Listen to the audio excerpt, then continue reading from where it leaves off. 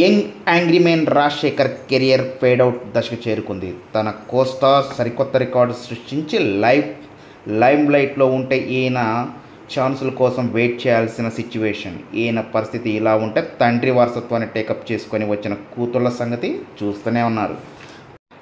Focus on the story. ఒకప్పుడు box ఆఫీస్ని షేక్ చేసి చిత్రాలను అందించిన రాజశేఖర్ కెరియర్ పూర్తిగా డైలమాలో పడిపోయింది. పిఎస్వి, గరుడవేగ తర్వాత యంగ్రీ యాంగ్ మ్యాన్ హిట్ చూడలేదు. తన costars Chiru, Balayya, Venky, Nag, young and dynamic నిర్మాతలతో వర్క్ చేస్తూ సరికొత్త రికార్డులు సృష్టిస్తూ ఫుల్ స్వింగ్లో ఉంటే ఒకప్పుడు స్టార్ హీరో మాత్రం ఆఫర్ల కోసం ఎదురు చూడాల్సిన పరిస్థితి. శ్రీకాంత్ జగపతి బాబు క్యారెక్టర్కు షిఫ్ట్ అవుదామని ఒక ట్రైల్ వేస్తే బెడ్స్ కొట్టింది.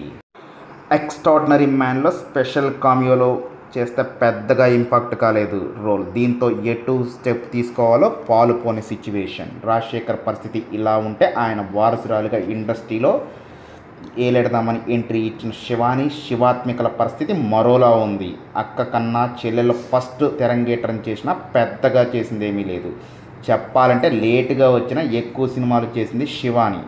దొరసాని తప్ప మెరుపులు చూపించలేకపోయింది. శివాత్మిక చివరిగా 2023లో వచ్చిన రంగమార్తాండ్లో కీ రోల్ చేసింది. శ్రీలీల పెళ్లి సందడిలో ఎంట్రీ ఇచ్చిన శివాని కోట బొమ్మల్లో మంచి పెర్ఫార్మెన్స్ ఇచ్చింది. ఇక లాస్ట్ ఓటీటీ కోసం విద్యావాసుల అహం చేసింది. ఈ తండ్రి కూతుళ్ళు 2023 నుంచి వెండి తెరను పలకరించలేదు. అయితే ఈ ముగ్గురు